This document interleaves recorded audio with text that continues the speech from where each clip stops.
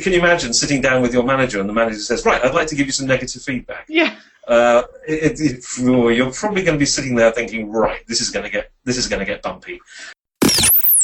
Power to Live More with Joe Dodds. Welcome to the Power to Live More podcast, all about productivity, organisation, well-being, energy and resilience.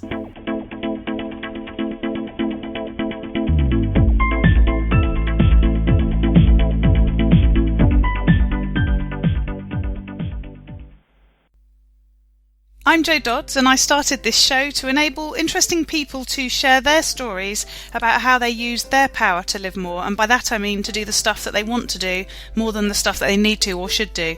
It's about creating a life for yourself where you have the energy, health and space to be happy and fulfilled, spending your time as you'd like, whether that be at work, home or somewhere else entirely. That's your choice.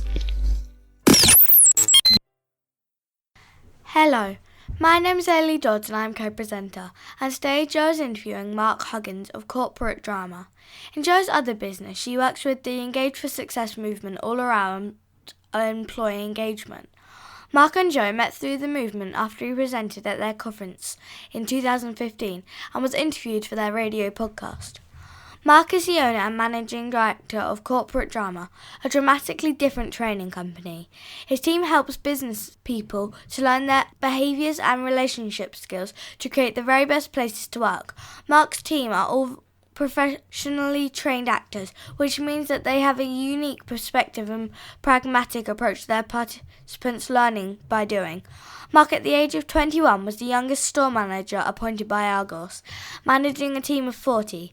His career has spanned sales and marketing, as well as 6 years acting in the likes of Les Miserables, playing the lead role of Jean Valjean, and as one of the Noel Edmonds Gotcha team on BBC One. Mark established Corporate Drama in 1999 and manages the design and delivery of their experimental development programs and leading their team of 50. Back to the studio. Today I'm interviewing Mark Huggins of Corporate Drama. Hi Mark, great to have you with me. Hi Joe, nice to be here. Lovely. So start by telling us a bit about you, what you do, and crucially, where you do it.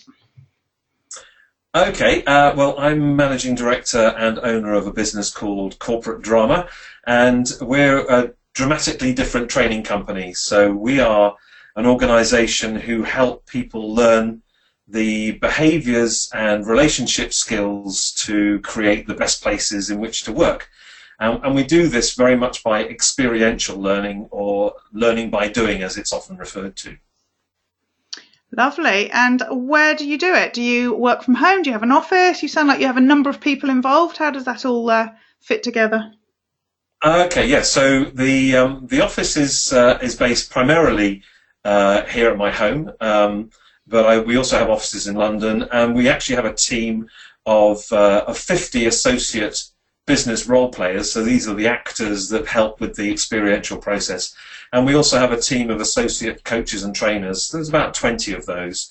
But most days when I'm not delivering training, I'm actually here in the office managing the client relationships and also designing programs. Lovely. And do you have a separate office, or do you have different places where you do different types of work? Oh, right, yes. So we tend to deliver either in client offices, or we deliver at purpose-built training centres, or sometimes hotel function rooms. To give you an idea of some of the places that we've worked, we do a lot of work here in the UK, but last week I was in Vienna running 2 leadership programs. We do work in Germany and Italy. Programs have taken me to India, to Australia, New Zealand, the USA, South Africa. So we do get to travel quite a bit, which is an added bonus. Lovely. So tell me a bit about your sort of routine when you're at home, which I guess then varies when you're away. So how does that vary as well? So let's sort of first think about how your day kicks off generally when it's not unusual. So an average day for me, if I'm working in one of our 2 offices, would be I like to start nice and early. So typically I'm I'm generally out of bed somewhere between sort of 6:30 and 7 o'clock. And last year, about a year, 18 months ago, I read a book which really transformed how I approach my day. Before I read the book, I realized that with all the best intentions in the world, I would start my day normally by looking at emails, and then of course you would sometimes maybe look at Facebook, or you might go onto LinkedIn, and then eventually at some point when you realize you could no longer be distracted by those social media platforms, you had to knuckle down and do some work. And it was effective. The wheels didn't fall off the wagon. I got things done. But this book that I read really transformed my approach to how I work, and how I now set time aside every single day to focus on some key tasks. Lovely. So what is the book? Go on, tell us. Yes, well, the book is generally, I think, aimed at business owners or entrepreneurs, should I say, it's also really good because I think the habits that are in it would apply to anybody in business, no matter what your status or role. Anyway, the book is called Build Your Business in 90 Minutes a Day, and it's written by a chap called Nigel Botterill and another chap called Martin Gladish. You can find it on Amazon, and you can get Kindle downloads, etc. for it.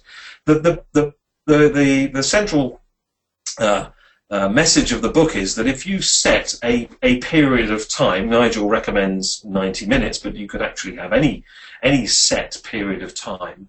First thing in the morning, I find first thing in the morning works better for me, but I suppose you could have it at any point of the day. But you set that period of time, in my case 90 minutes, and you absolutely minimize every single distraction that you can possibly have to enable you to focus for those 90 minutes. And when I read this, I mean, it's such basic common sense, but when I read it and then decided to implement it, the change was really transformational, because it was more, I would say, about the quality and quantity of work I was able to generate in those 90 minutes. And I still do. In fact, this morning, I did my 90 minutes this morning. And that's one of the reasons why I like to start earlier in the day, is I inevitably try and get my 90 minutes in before 9 o'clock. So that by the time 9 o'clock hits, my phone goes back on, and I open up email, and then I'm able to contact and communicate with my team or my customers in what I would regard as being, sort of traditional office hours. It's really interesting, because when you were saying that you'd read a book and things had changed and it was routine, I was expecting you to say something like The Miracle Morning, or there's another book that came out more recently whose name I can't remember, but similar sort of idea, which was, about setting a routine in the morning to do things that include, I don't know, things like meditation and some of perhaps your planning and a bit of exercise or whatever it might be. So I was really surprised that you didn't say that, and I'm now intrigued as to firstly what's in the 90 minutes, and secondly why you think that's made such a massive difference to what you do. Yeah, okay, so absolutely, you could easily factor in anything in that 90 minutes. I think what made it so transformational for me was just the fact that this idea that Nigel repeats in the book on many occasions, it's clearly a mantra for him, is that if you really do minimize distraction, and he's really quite brutal about it.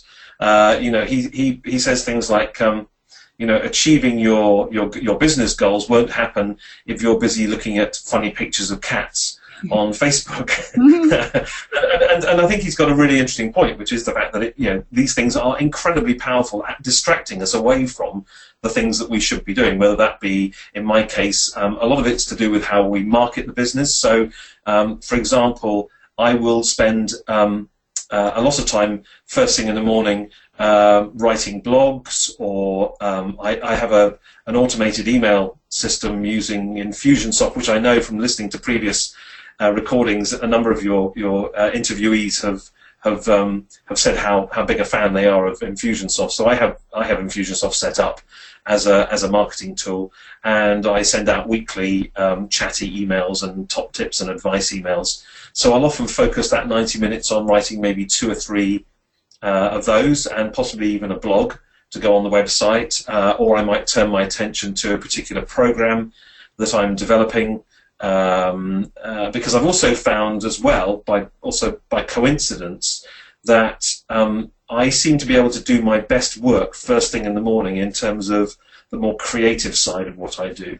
So I find if I try and leave creative activities towards the end of the day, I really struggle to come up with interesting ideas or concepts. In fact, I can sometimes even really struggle to write a coherent sentence if it's towards the end of the day. Mm-hmm. If I do that at the beginning of the day, I seem to have so much more focus and energy and concentration, and therefore seem to be able to produce much better work and produce it far quicker as well. So so for me, it's a complete win-win.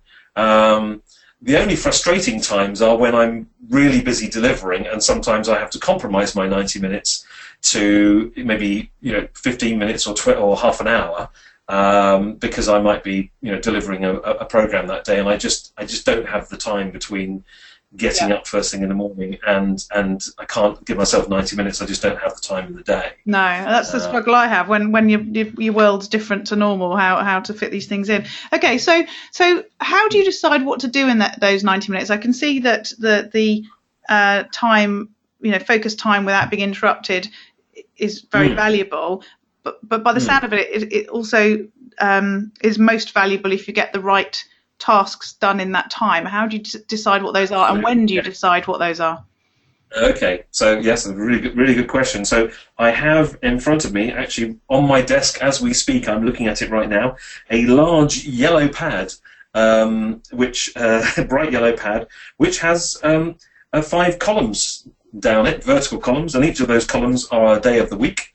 And normally on a Saturday morning, when I'm just wrapping things up before I start to enjoy my weekend, I allow myself an hour on Saturday morning to sit down and I plan out what I'm going to do on each of my 90 minutes across the week for the following week. So that's what I do. And in fact, I can see the ticks against today being a Friday. I can see the ticks right way across the whole of the week. There's 1 or 2 post-it notes have been added to the page as the week has gone on. And tomorrow morning, I will sit down and spend normally only about sort of 20 minutes, half an hour to get the ideas down for each day. And those are that's my sort of guiding sheet for the week, and it seems to work really well. Yeah, lovely. Well, we've not heard that one before, so I'm going to have a think about that and probably read that book. I have to say that Nigel's probably fairly responsible for my being a business owner. My first business was his wife's magazine business that he marketed for her over 10 years ago. Yes, that was called Best Of, wasn't it? No, that was the next one. My Mag was the first one, and My Mag was the yes. One. Ah, right. So that. Yes. So you know how I'm talking about, and you probably know how passionate he is about things such as this, and all that passion and enthusiasm and motivation is in the book. Yeah. So, yeah. And by the way, I should add at this point, I'm not on commission or anything like that for the book. It's just a good book. Lovely. So I'm intrigued as well to explore, once you've done your 90 minutes or with the 90 minutes, how do you manage getting the rest of the stuff done that you need to do? So do you still use paper and pen, or do you have other apps or tools that you use to sort of get all the other stuff done that is perhaps not so vital for your 90 minutes? Well, I'm a great one for post-it notes, as I've already alluded to, and in fact, as I actually this week's not too bad. This is quite a clean week, but normally on my Mac here on my desk, at some point it's almost hard to see the screen because there are so many post-it notes on there, and I just find that the tangible nature of post-it notes still really good. I've tried doing the electronic post-it note thing, and I don't know why it just doesn't seem to work for me so much. I know You it tell pops you're up a as a nice trainer. You must be a trainer with such a love of post-it notes. Well, yes, exactly. And ironically, they rarely feature in my training. But anyway, so maybe that's a note for me to take away from this session. Maybe I'm going to resist writing a post-it note here and now to that effect. I'm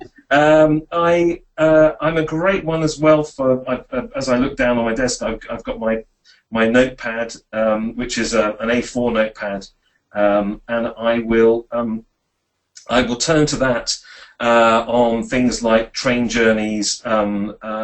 Most recently, I've been doing quite a lot of air travel, and rather than sit down and enjoy the movie on the flight, I will sit there. And I'm also a big mind mapper, so a lot of the pages, if I was to flip through my notebook now, would be mind maps of ideas that I've come up with, and I will start the idea in the pad. And then one of the tools I do use, the app tools I use, is a mind mapping tool called Simple Mind. All right. I don't know whether you cross it. It's a typical app. It's so they do a free version, which is very, very good, or you can upgrade to the all singing, all dancing version. But I will often then transfer what I've started in sort of embryonic form in the notepad. I will then work that up into a full-blown mind map on Simple Minds, and then of course you can print that out if you need to. And a lot of my project work starts that way. Yes. Because I find that it was one of those things again that just, I suppose I was slightly cynical of when I was introduced to it a number of years ago. But actually, as I've tried it and learned to trust it, I now realise I do my best work when I'm able to make that sort of free association through mind maps. That does work. Sorry, I was going to say, do you use graphics with that? Because one of the things, interestingly, a bit of name dropping here, is that I've met Tony Buzan a couple of times and heard a story from him about how he developed the mind mapping process. He actually used to just use words originally and didn't really think about the imagery. And his best friend is actually an artist, and she really talked to him many years ago, right at the beginning, about how important visual mapping is and the images. And she really convinced him to give it a try, and that's where the images came from. And it's interesting thinking about putting mind mapping onto computers, how it's harder if you're using a keyboard rather than a tablet or whatever to actually use some of the sort of images. And somebody I interviewed this week for the podcast, Penny Pullen, is very much a visual sort of thinker, and she teaches people how to draw for visual thinking, and she uses a tablet to do it. But I use I can't remember which tool I use for the online mind mapping, and it is, for me, I just use words. I don't use pictures, and I wonder whether you're just doing that too, or whether the graphics are easier. I tend to do it the other way around. So I'll start with the words, and then, so for example, with training programs or with blogs, I'm always intrigued to find stimulating images which enhance the words, because of course people learn in different ways. Just as you were explaining there, sometimes you'll meet people who have more of a resonance for text, and other people have more of a resonance for images. So I try and balance what we do in terms of how we present our training sessions as a mixture of image and also text. But for me, when I'm working conceptually on a blog or let's say, for example, on a program, I tend to start with text first. It seems to be a preference for me. It's funny, I've never really got my head around mind maps. I do use them, but I don't find them as helpful as a lot of people do, and as the sort of PR of them says I should. I like lists, weirdly, but I remember visually, which is weird. Yes. Well, I got into them originally because when you work as a business actor, so when you're working in a role play environment, you're often given quite complex briefs that you have to assimilate all the information on. And these briefs can go over 4, 5, 6 pages. Sometimes if it's, let's say, for example, a performance review role play, you might have 5 or 6 objectives which are going to come up for discussion throughout the performance review, and you need to be able to get your head and be authentic as the character. You need to be able to remember quite a lot of information in order to share it at the appropriate moment in the role play. And it wouldn't really be appropriate to start rustling through your brief at various intervals, saying, "Well, hang on just a second, I'll be with you in a second," because the character would know how they had performed against the objectives. So clearly that wouldn't work. So on some of the more complex programs that we've worked on in the past, I was introduced to mind mapping probably, I'm thinking probably maybe about 12 years ago, and suddenly found that it transformed my ability to be able to assimilate a lot of information, but also to have the security of having just one sheet in front of me with the various different mapping areas on it, particularly when I used colour as well to differentiate. And I suddenly found that I could then reconnect with the brief that I'd read maybe 5 or 6 times. I would just mind map just the very, very, very key details, almost sort of bullet pointed details, and that meant that I was able to just respond authentically. And once I learned to trust it there, when the business started to grow and I took on more responsibility for actually designing and delivering programs, I continue to use it to this day for more creative areas. But I would just say to anybody who's listening who's never tried it, I really would highly recommend it. It can really transform how you approach certain pieces of project work and give you great clarity very, very quickly. Doesn't take a lot of time. Yeah, brilliant. So before we move on and think about some other areas, are there any other tools or apps that you'd recommend? You talked about Infusionsoft, and obviously we've talked about mind mapping. Anything else? Yeah, Infusionsoft. I started with that about a year ago when we decided to really shift our marketing for corporate drama up a gear, and I really like it. I find it really dynamic. We're only using a small part of it. Ultimately, we'll come on to use other sections of it. So it's a platform that can grow with your business as your business grows. So that comes highly recommended. The other apps that I use Hootsuite a lot. Yeah. So we broadcast out across LinkedIn, Twitter, and Facebook on a regular basis. So I really like Hootsuite, and I tend to do those. That'll be one of my 90 minutes. We'll be sitting down scheduling Hootsuite for the next sort of 3 or 4 weeks, so that we've got broadcasts going out at appropriate times. And we actually, you mentioned mindfulness earlier on. I practice mindfulness, and we factor mindfulness into a number of our programs, our leadership programs in particular. And I have a really good mindfulness app on my iPhone, which are a series of guided meditations of varying lengths. And you can just, again, if you're on a train and you're thinking, I just need to do a little bit of meditation, you can stick your headphones in and hit the button, and it comes up with a lovely guided meditation for 5, 10, 15. I think some of them are even 30 minutes in duration. And what's that? So those are some of that is called, I think it's just called Mindfulness. And if you go on to the App Store, it's a blue button on the App Store. I've switched off my iPhone so we don't get distracted in Very good. So I can't actually remember it, but it is. I think it is just called Mindfulness. Lovely. Thank you. And again, free. It's a free app, and you can subscribe to download more extensive meditations if you want to. But yeah. Excellent. So that leads us nicely into thinking about how you relax and how you keep yourself healthy. What sort of things do you do?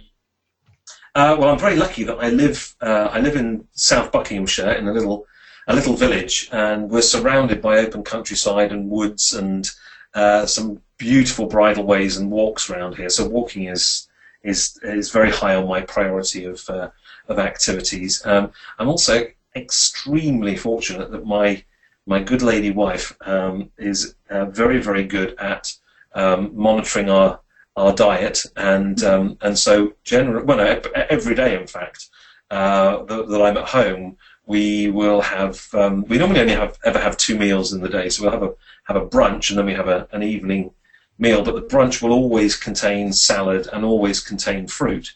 So yeah, I'm very fortunate that I get looked after very well. And then you go travelling, and it all goes wrong. Well, yes. Then there's the travelling side of things, which yes, particularly if you're staying.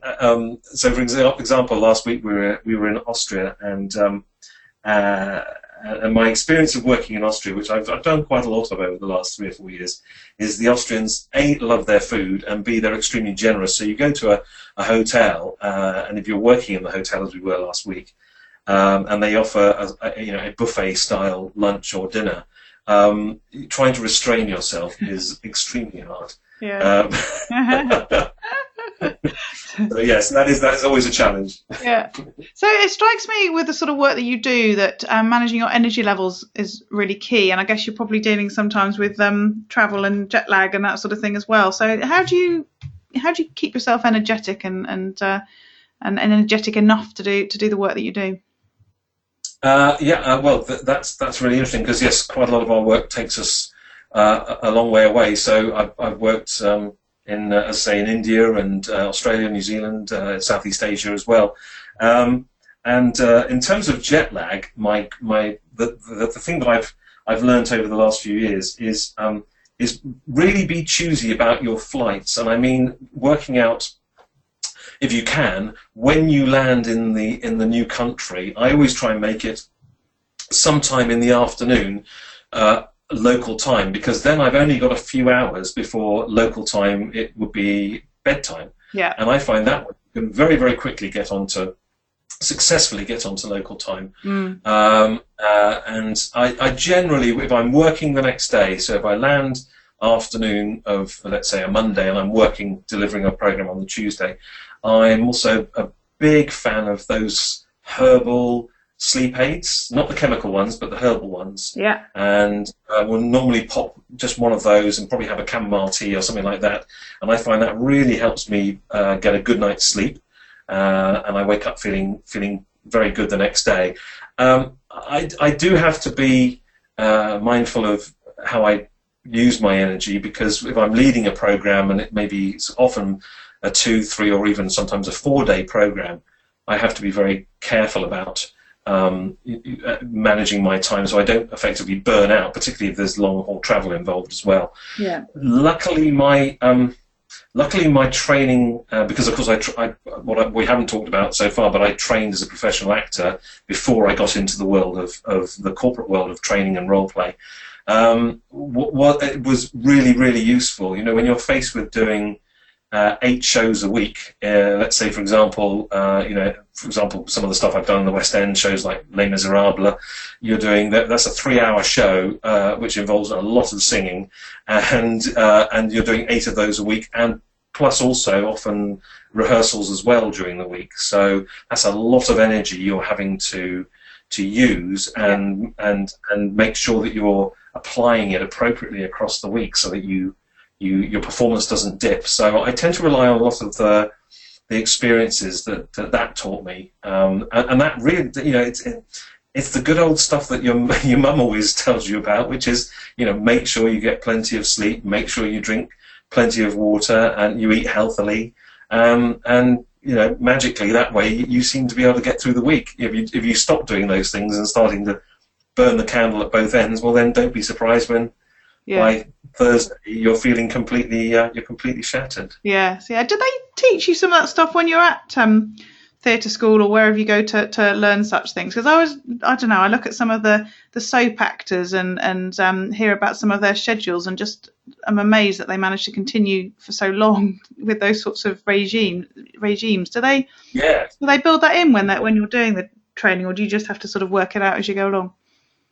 I think you have to find what works for you. The drama school that I went to just gives you a large menu of options of different approaches and different theories and what are considered best practices, and it's really up to you to then decide which ones you want to choose and what works best for you. I think the other thing is it's just I think you almost learn by experience. I certainly did. I learned that if for example, if I had friends coming to see the show in the evening, if I stayed out too late that night after the show with enjoying their company, that I would inevitably pay for that the next day. Because I would feel tired. That was the middle of the week. I knew I then had to really make sure I got some discipline in if I was going to then survive the week. Yeah. For soap actors, they do have a tough time, because what I think a lot of people don't realise about shows like EastEnders and Coronation Street and all the other various soaps that are on TV is the shooting schedules are really, really tight. So they often get very little rehearsal. You're expected to arrive on set knowing your lines, so that they literally go straight into filming. Yeah. And if the director is reasonably happy with what you've done, then that's it. Thank you. That's in the can. Let's move on to the next scene, because there's such a volume of material they have to record. They just have to keep going at that pace. So I think what's lucky for them though is that often they won't be the central character in a storyline that lasts too long. Yeah. And generally they'll have a flurry of activity for maybe a few days, and then they get some more rest because their character is then seen less frequently in some of the other episodes. So, so yeah, it's an interesting. Yeah. So another little nice link there. We're talking about learning. What about your own learning? Obviously, you're in the learning business. How do you make sure your own learning is happening? What do you do? Yeah, that was an interesting one to think about when I was coming on the show to talk to you. I invested a great deal once when I was making the transition from being I was still a jobbing actor, so I was still trying to find theatre work and TV work, etc. And I discovered the skill that I had because I had a business background, and because I was a professional actor. Of course, I was a perfect fit for the world of experiential learning and role play, so I was doing more and more of that type of work.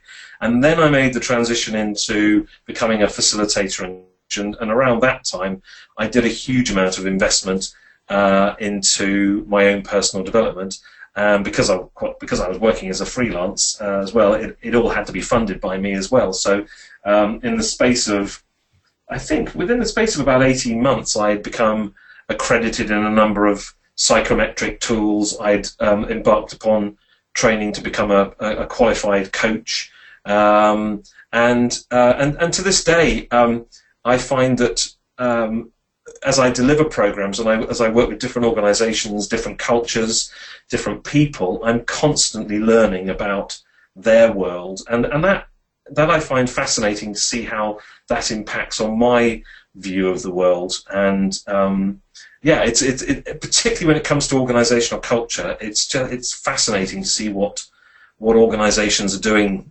these days to create greater levels of engagement within their workforces, and some of the creative ideas they're coming up with are truly inspiring.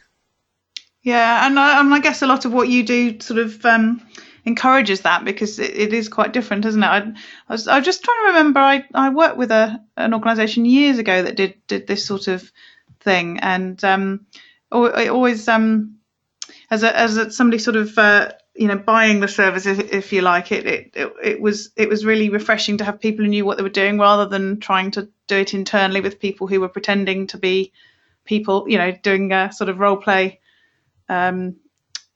Because you gave them. I remember, for example, doing an assessment centre when I was a new HR manager years and years ago, and I had to go into a coaching situation, and they had a management trainee as the person I was going to be coaching, and it was an impossible scenario, because every time I asked a question, he just kept saying, I don't know, that's why I've come to see you. I don't know, that's why I've come to see you. So as much as I was trying to coach him and counsel him, I think it was actually a counselling session, by not giving him ideas and by not sort of directing him, every single answer he gave was, I don't know, that's why I came to see you.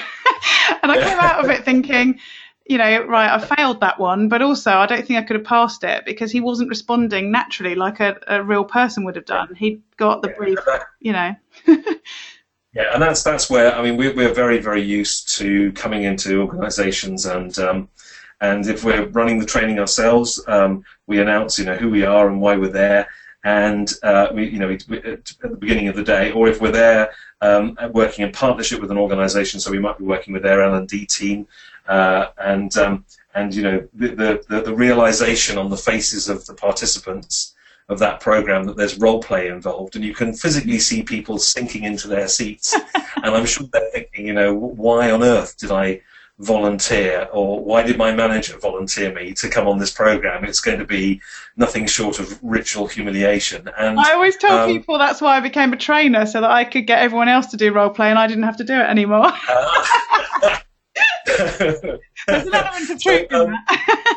Yeah, and absolutely, and we completely understand the notion of why people then feel uncomfortable. The great irony, and it sounds a little cliche, but it's genuinely true, that one of the greatest buzzes we get is at the end of the programs, after they've done the role play exercises, and they come up to us and they say, that was just amazingly revealing. Your feedback was so useful. I now understand, that when I do this, this is the impact it has, and the reason we're able to do that is because we don't go there necessarily with a fixed agenda. So I would suggest that maybe the gentleman that you were working opposite had a very fixed agenda. Yeah. We learn, and part of our craft is this ability to respond appropriately to the level of influence or challenge or whatever it might be from the participant. So we can flex up and we can flex down in order to reward and or test effectively, and that's a real skill, because what I learned to do, and now what my team do, is they're able to do all that, and they're also monitoring what's going on with the other person and how their character, the character that the role player is playing, is feeling, so that at the end of the session they're able to give really detailed feedback. So I always liken it a little bit to that, that thing where you're trying to pat your head and rotate your hand around your stomach area.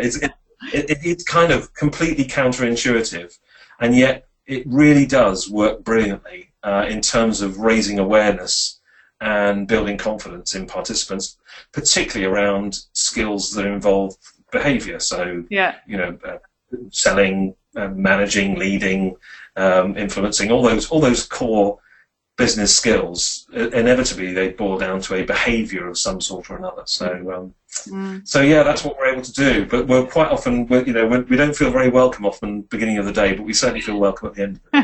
Lovely. So thinking about sort of personal improvement, aside from the sort of courses and coaching and training that you do, what sort of other ways do you recommend for people to learn, or have you got resources, books and things that you'd recommend for people to develop? Yes. Well, of course, of course, I would advocate experiential learning, because that's the business I'm in. A book that I've read recently, which I've recommended to so many people now, I really should be on commission. Sadly, I'm not. Is a book, I don't know whether you've read this one, Joe. It's called "Turn the Ship Around" by a gentleman called David L. Marquet. No, sounds intriguing. Marquet. Again, if you pop onto Amazon, you'll find it on there. An absolutely fascinating book. And if you think if I've got time to give you a very brief synopsis as to what it's about, then I'm happy to do that. Yes, please. I'm imagining from the title, but please do. Okay, so David L. Marquet was a nuclear submarine captain in the US Navy. And by the way, you don't need to be an expert in naval or things ships in order to get lots of benefit from the book. So David was about to take over a particular class of submarine in Pearl Harbor. And to do that, he has to prepare, or any captain in the US Navy preparing to take over a nuclear submarine has to prepare for about 9 months, because they have to know literally every nut and bolt and procedure about that vessel before they take it over. He's doing. And unfortunately, there's a spanner in the works, and the spanner in the works is about 3 months before he's about to take over this particular class of submarine, in their infinite wisdom, the US Navy say, no, we don't want you to go for that class of submarine now. We want you to go for this one. And then that one is a completely different class of submarine with different processes, procedures. It's technically different specification. And, of course, this means he's got a big problem because there's no way he can cram that knowledge into 3 months. And so the book is about turning the ship around to make it ready to have its final inspection before he takes over command. And what he did to enable that to happen was he turned what he describes as a leader-follower culture on board into a leader-leader culture. And it's a fascinating read. The chapters are very concise, probably 5 or 6 pages long on average. And then after each chapter, he offers you about 5 or 6 bullet points that just prompt your thinking around how you might start to use his approach in your business and in your management or leadership style. It's just fascinating. And if you want, if you're at all cynical like me about these types of books, then what I can tell you is that the ship that he took over, and successfully he did manage to turn it around using this technique, went on to have the highest inspection ratings of any vessel at any point in the US Navy. That its crew members were more crew members were promoted from that ship than any other ship in the history of the US Navy. So what he managed to achieve was nothing short of revolutionary, or I suppose I should say evolutionary. Yeah. But it's a really great read. Also, his online supporting materials are really good. He's got a website with all sorts of bits and pieces. He does a monthly blog. Really, I would highly recommend his work. Fascinating gentleman. That reminds me of a story that I don't know if I heard it in a TED talk or if I've heard it somewhere else or read it somewhere. So I don't know if it's the same story. It's been used, or I heard it being used to highlight that people always think the military do sort of its command and control, and it was that there was a situation where somebody had gone onto a ship and gave an order, and they passed the order on, and then it turns out that whatever the order wasn't applicable on that particular ship, and he then sort of queried why they'd continued sending the order down the line when they knew that wasn't possible, and it was because that's what they were supposed to do, and he realized that he needed to give them the opportunity to challenge rather than to just follow procedure sort of thing. I wonder if that was the same person. It is. Yes, it is. It is that book, and in fact, it's where they're doing the drill, and they decide to shut down the nuclear reactor, which is the main power plant of the vessel. And these vessels have a backup diesel engine, which will effectively get them back to port, but very, very slowly. And on the previous vessel that he was captain of, this particular diesel engine, I think, had a number of speed settings on it, whereas the vessel that he takes over doesn't. And he gives the order to sort of say something like, put it into 4th gear, and the officer on deck goes, "Aye, sir, putting it into 4th gear," and then nothing happens. And he says, "Why hasn't anything happened?" And then they said, "Well, because we don't have a 4th gear, sir." And he said, "Why did you say you were doing it?" "Because you gave me an order." And he begins to realise that there are several processes that are inherently built into the systems of commanding the vessel, which are just completely redundant. And if he can create the right culture, that actually he can empower his crew to make decisions, not recklessly, but in a way that he actually does get control. But he does it. He flips the whole thing on its head. Just a fascinating read, and highly, highly, highly recommended. And I've recommended it to lots of people that I've been working with over the last 3 or 4 months, and really good. Trouble with doing these podcasts is I've got an even longer list of unread books that I'm desperate to read. Not doing any good. I just get more and more frustrated that I need to read quicker. Take a nice long holiday, Joe, and then you can take all the books with you and just sit by the pool reading the books. Well, exactly. Do you know when they do that, what's your perfect Tuesday thing, where you're supposed to say, what would you do? And people come up with all these amazing list of activities and everything else. And Yes. when you talk about booking holidays, I am so easy to please. I just need somewhere to sit with a book, and that's it. I quite like some nice food served up to me at various points during the day and the odd drink, but actually I just want to read. I'm so easy to please.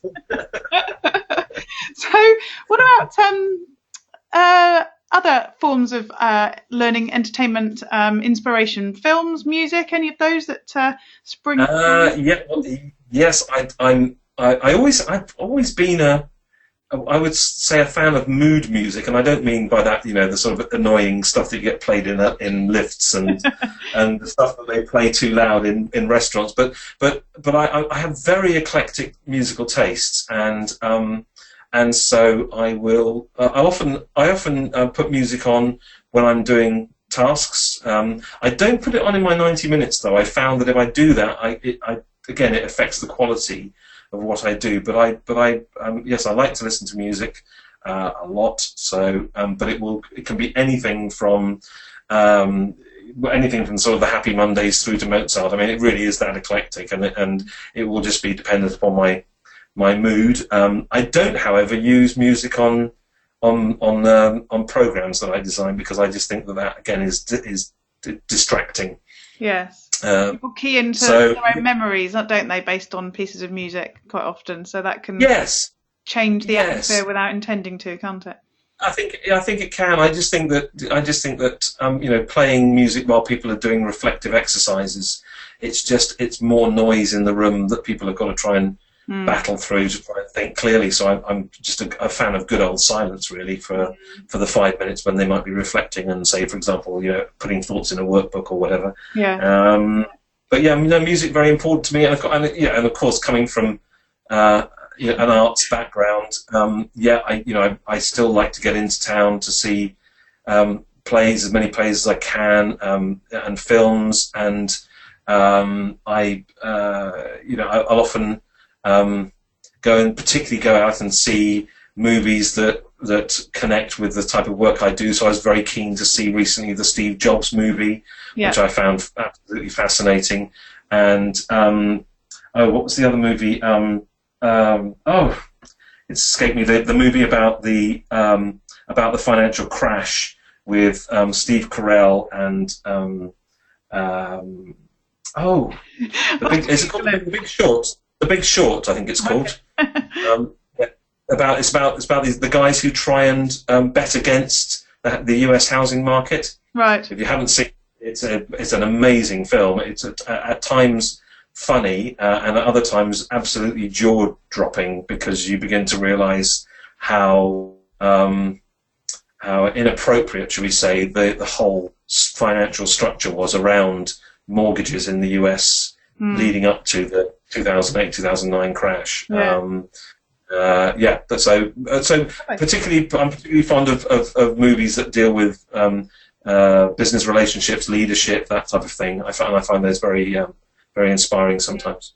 Lovely. So what about if things don't go right then? If you have a bad day, what happens then? How do you deal with it? Or are all your days perfect? Oh yes, of course, yes.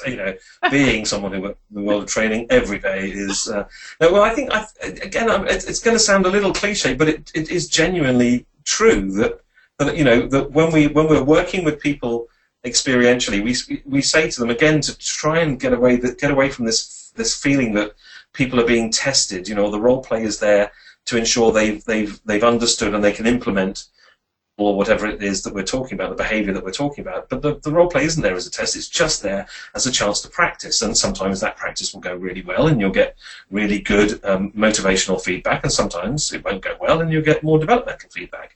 So the one thing that... can I just say I like that, by the way? Developmental feedback. You mean that's the negative stuff? Well, notice that I didn't say positive and negative, and that's intentional. Because for all can you imagine sitting down with your manager and the manager says, "Right, I'd like to give you some negative feedback." Yeah. You're probably going to be sitting there thinking, "Right, this is going to get bumpy." Whereas if your manager says, "I'd like to give you some developmental feedback," maybe you might be a little bit philosophical about it. So I would be. Actually, the one thing that working in the world of learning and development has taught me is that things don't always go according to plan, and that that you have good days, you have fantastic days, and you have other days that maybe don't go so well. And here's the cliche bit: it's actually how you respond to that that's so important. You can either beat yourself up and make yourself thoroughly miserable because the day hasn't gone well, or you can sit back, maybe take a few minutes of quiet reflection and just say to yourself, okay, so if I was to do all that lot differently, what would I do differently? Which is a question we ask people loads of times on training programs as part of their self-reflection. And actually, if we this is almost a case of sort of, physician heal thyself. I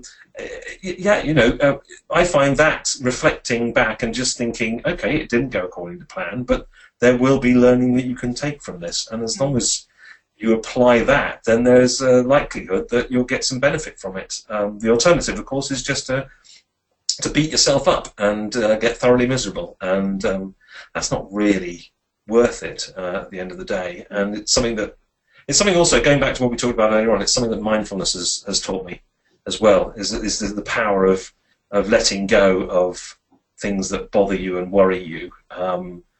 Before I started practicing mindfulness, I would often have, if it was a particularly stressful time in my life, or there was some really important business stuff going on, I would find it often very difficult to go to sleep at night. My day would be churning around in my head as I tried to sleep.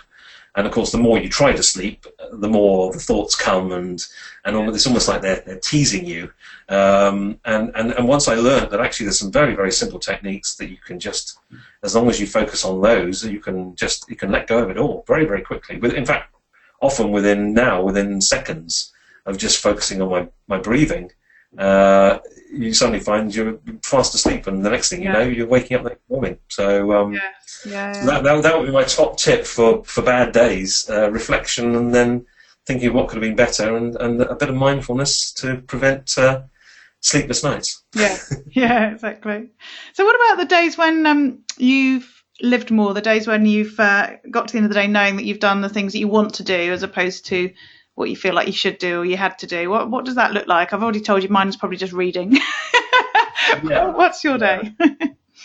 Well, so much of my business world revolves around feedback. So we deliver a program, and either people give us feedback verbally at the end of the day, or they old school was used to hand out happy sheets. Mark the trainer out of, one is lousy, 10 is great, all that sort of stuff. Now, of course, it tends to be more things like SurveyMonkey. But getting feedback from people is always the way in which I measure how successful a day has been, particularly when we're delivering training. Or if it's a day in the office, it's going back to my planner, my 90 minutes. What have I been able to achieve in terms of the day? And I think that when I worked as a jobbing actor, you learn you have to be self-reliant, because nobody else is going to go out there and do the work for you. You really do. You rest on your own ability to be able to be, for example, prepared for an audition, or just to learn your part, or to deliver a good performance. If it's in the West End, 8 times a week in the theatre, and the same applies now. Today, I'm very self-reliant on the successes of the business and what we collectively have been able to achieve, and my part in that. I will emerge from the office normally around about sort of 6 p.m. With a satisfied grin on my face, and I will head downstairs to share my day with my wife, and then we'll think about what we're going to do that evening, and then just relax. So that's how I tend to do it. And please don't think I'm some sort of paragon of virtue. I have just as many days where things maybe don't go quite so well. It's not. I don't live in this sort of this isolated bubble where it's just perfect all the time. Far from it. But on the good days, that's what tends to happen. Yeah, lovely.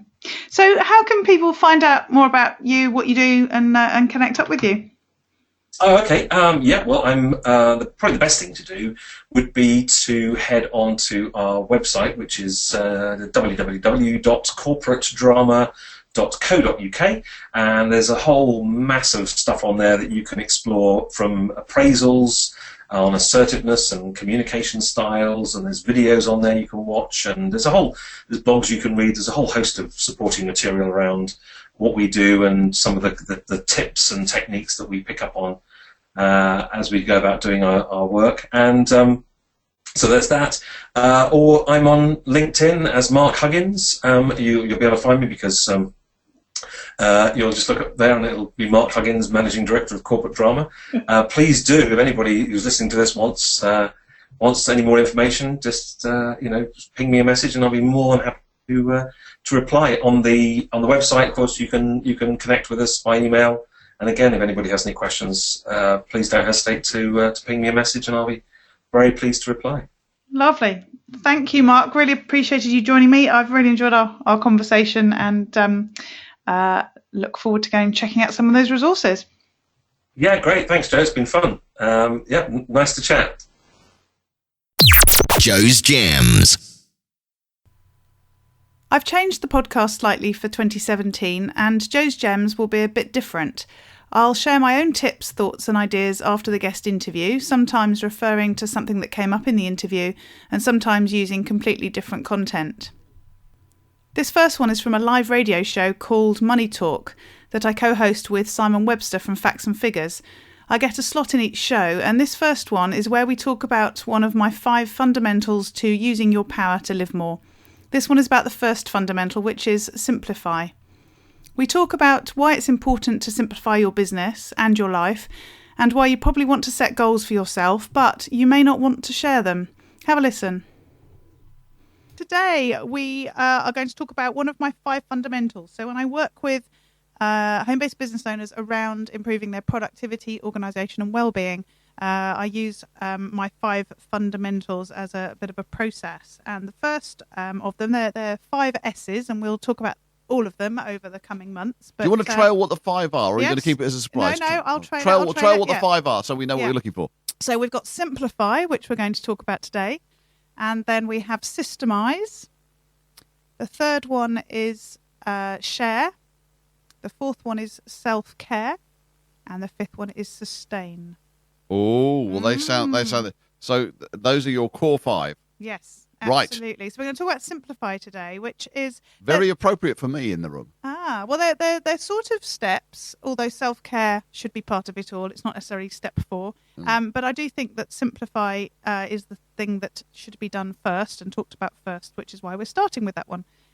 So for me, one of the key things about being more productive and looking after yourself and being organised and so on is actually being very clear about what you want to do and what you don't want to do. Yep. And I do think that we quite often in our businesses and in our lives end up doing loads of stuff, not necessarily all of which we want to do. So sometimes we don't say no to things where we should probably have done. And also we end up doing things because we haven't really thought out what it is we want and where we want to go and what we want to do. So we just end up doing lots of things frenetically. And, that can lead to overwhelm and disorganization and all of that sort of thing. So one of the things that I do when I work with people is to help them to think very clearly about what they want and what they want to do and what they don't want to do, to sort of streamline their activity. So it's about thinking about what goals you have, so where you want to go with whatever you're doing, what vision you have for where you want to sort of be, but also for just how you want things to be now and how you want things to be on the way to achieving those goals. I think when there's goal setting, quite often it's all about the end result, and it's all a bit, when I get there, things will be great, whatever this goal might be. And there's less time spent focusing on the journey to that goal. So it's all about, if it happens. And we all do that, don't we? Yeah. So it's all about if it happens or doesn't in the future, great. And then we forget that leading up to it, we need to sort of enjoy the journey, if you like, and be doing the things we want to do in order to get to whatever that goal might be. So I think that's really important. And the other thing, interestingly, about goals, I've been reading some research recently which says that stating goals and sharing them with people actually sometimes can be detrimental to actually achieving them. Now, that's interesting. You'd think it was the opposite. Exactly, because there's been lots about accountability and sharing, exactly telling people, and then, people helping you to achieve whatever those goals are. But what apparently happens sort of from a neuroscience point of view is that by stating the goal out loud to people, you sometimes can sort of build the feeling in your brain that you've actually already achieved it. And a really good example of that is if you say to somebody that you're going to run a marathon. So say you're going to run the London Marathon in April or whenever it is next year. Can we just be clear, dear listener, that Jo is looking at me when she says that, but there is no way I'm going to run 500 yards, never mind 26.3 miles. No, exactly. But if you decided you were going to, right, and you told all your friends and family, what do you think the likely response would be, apart from laughing? Well, if I told them that, I think that would be the only response in my case, just pure unadulterated laughter and incredulity. But aside from that, if you really did intend to, and you were maybe a runner already, and you were planning to, So we're really stretching the imagination here a lot. Yes, exactly. Let's try and stretch that. So you do that. What people will all be going, wow, that's amazing. Well done. Great. Good for you. Good for you. All of that stuff. And you get all of that.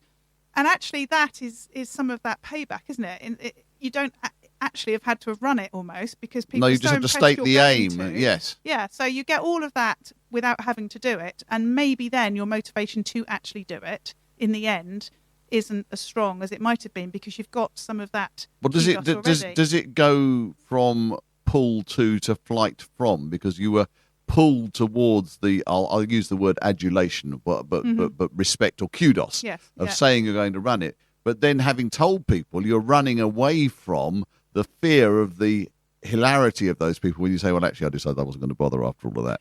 And you'd be running away from that. So you could turn your motivation from a flight, a pull towards to a push. Yeah, so it could work. And that's what all the sort of PR on this in the past has always said, that by sharing it, you then feel that you have to do it. Yes. And therefore you do it. And maybe something like a marathon, whilst I've said it's a good example, maybe it's not such a good example as well because of exactly what you just said, that then you have to do it to prove it. Well, at least I said something sensible then. But I don't know, say you said, I don't know, to your wife that you were going to put some shelves up at the weekend. Right, yes. Would they laugh at that as well? No, I have been known to. I mean, I haven't actually had to do any of that at our new house since we moved, but I used to do it quite regularly at the old one, do stuff around the place a lot. Yeah, so say you did that, and then the weekend came and went and you didn't. That often happened. Yes, and that could be because sort of merely by stating it, this is what the research is saying, just by stating you'd mentally completed it. Exactly. Mm.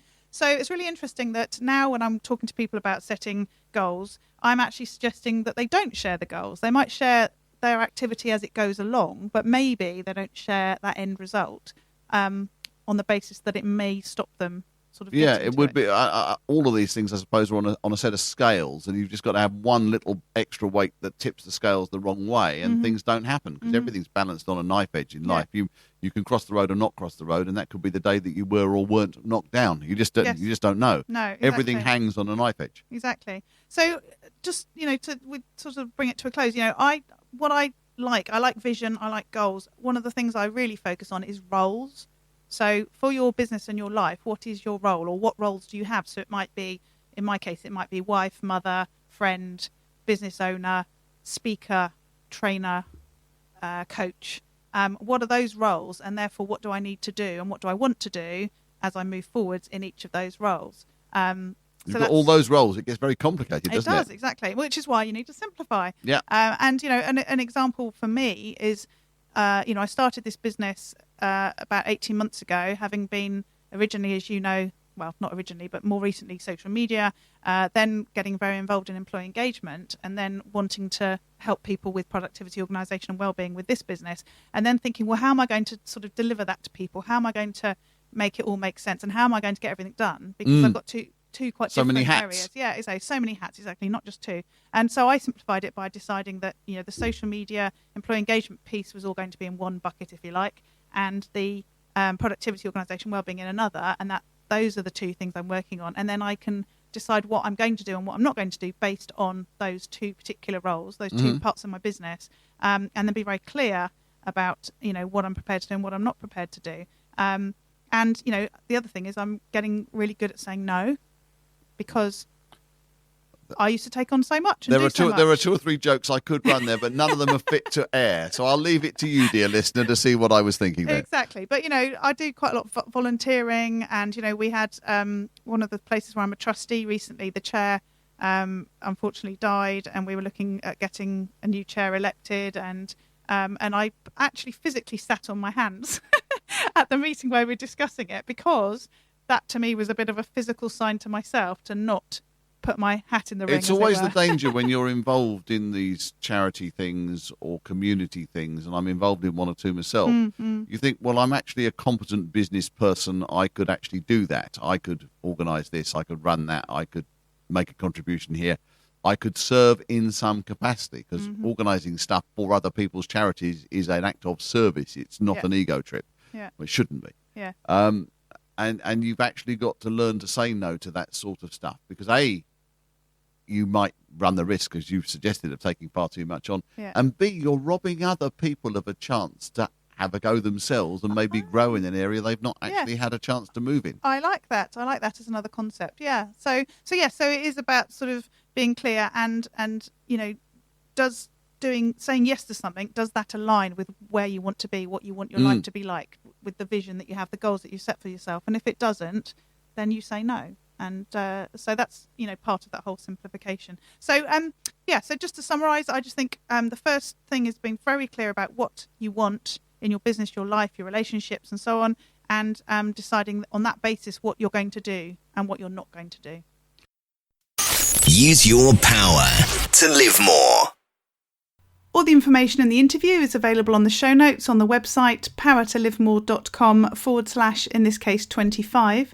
If you'd like to sign up to get my regular emails with more tips, strategies, ideas and tools to improve your power, you can do that by going to powertolivemore.com/focus, where you can download my free report about how to increase your focus for better productivity. The website is the place to go if you want to find out how I can help you to improve your productivity, organisation, well-being, energy and resilience, your power to live more, and that's to do more of what you want to do.